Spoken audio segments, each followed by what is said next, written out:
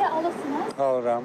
Təxminən nə qədər müddət pensiya alırsınız? 6 ildir. Həm işləyirəm, həm pensiya alıram. Nə qədər müddət ki, pensiyaya çıxmısınız? Keçən fevralda çıxmışam. Mən istəyirəm hesablasınlar, mənim pulum azdır. Hazırda ölkədə təxminən 190 minə yaxın işləyən pensiyaçı var. Qanuna görə pensiya hüququ əldə etdikdən sonra vətəndaşlar əmək fəaliyyətini davam etdirə bilər. Amma təklif edilir ki, İşləyən vətəndaşlarımız üçün pensiya kapitalının hesablanması 2 dəfə deyil, 3 dəfə olsun. Eyni zamanda 6 ildən bir deyil, 4 ildən bir olsun.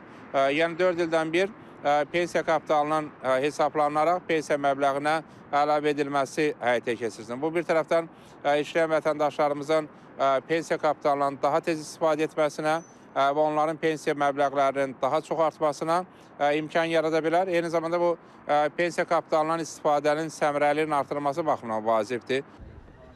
nəzərə alsaq ki, dövlət sektorunda bəzi sahələr üzrə yaş məhdudiyyətləri mövcuddur. Bəs bu təklif qəbul olunarsa kimlərə şamil ediləcək? 65 yaş əksər hallarda, xüsusən təhsil və səhiyyədə iş olaraq yaş baxımından sonuncu yaşdır.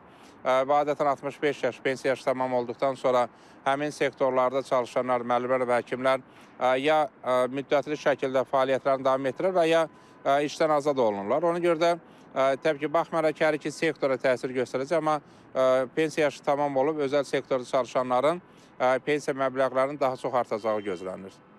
Mütəxəssislər bildirir ki, bu dəyişiklik ən çox 65-dən sonra da işləməyə davam edən pensiyaçılara təsir göstərəcək.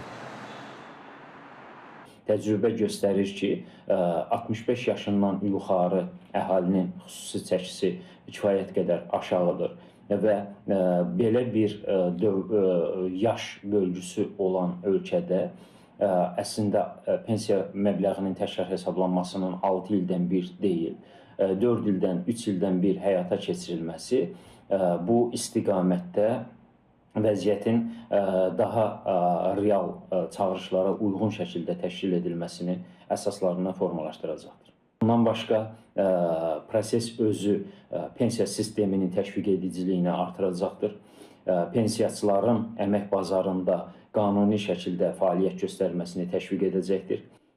Ekspertlər onu da bildirirlər ki, pensiya kapitalı vətəndaşın əmək haqqından tutulan sığorta haqları hesabına formalaşır və bu mexanizmin daha intensiv tətbiqi toplanmış kapitalın pensiya məbləğinə təsiri imkanlarını artırmaqla yanaşı, pensiyaçıların rifahının yüksəlməsinə, əmək münasibətlərinin legallaşmasına və ümumilikdə pensiya sistemində ədalətin güclənməsinə xidmət edəcək. Maya Sabir qızı Polad Məmmədov, İTV Xəbər.